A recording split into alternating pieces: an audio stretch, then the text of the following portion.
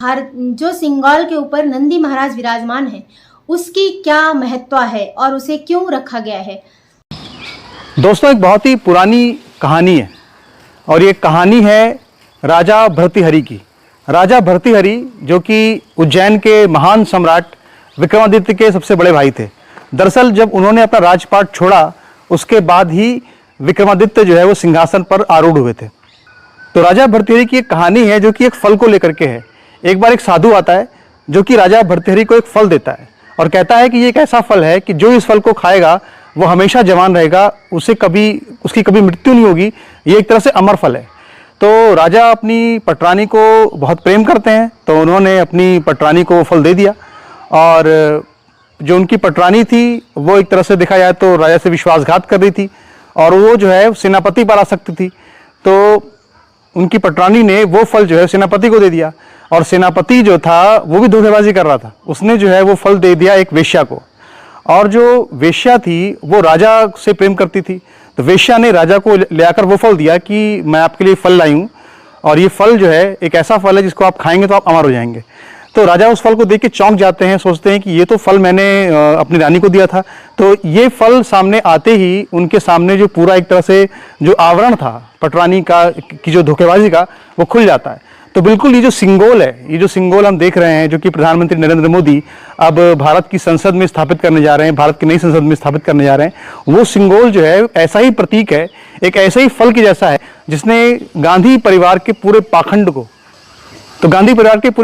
को एक तरह से बिल्कुल एक्सपोज कर दिया। क्यों कर दिया है?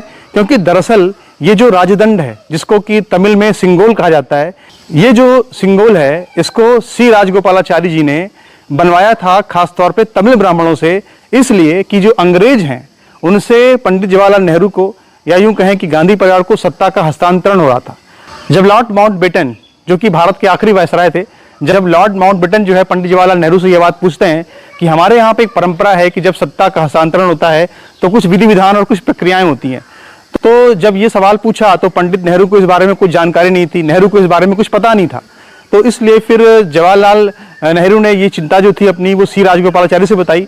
तो सी राजगोपालाचारी ने जो है वो अपनी कई पुरानी प्राचीन शास्त्रों का अध्ययन करके उन्होंने ये देखा कि जो चोल साम्राज्य था, जो भारत का एक बहुत बड़ा विशाल साम्राज्य था दक्षिण भारत का, चोल साम्राज्य के अंदर एक राजदंड का प्रावधान था कि जो जब राजा बदलता था तो उस राजदंड को उसके हाथ में दिया जाता था। तो ठीक उसी तरह से फिर तमिल ब्राह्मणों से, तमिलनाडु के ब्राह्मणों से उस राजदंड को तैयार कराया गया था और वही जो है वो सिंगोल है और वो सिंगोल पंडित जवाहरलाल नेहरू को दिया गया था। यानी कि ये जो सिंगोल था ये भारत उसको वहां पर ले जाने के, उसको संसद में स्थापित करने के पीछे मकसद यही है कि भारत जो है अपनी उन पर के सिंगोल को भारत के लोकतंत्र में, भारत की संसद में स्थापित करने जा रहे हैं।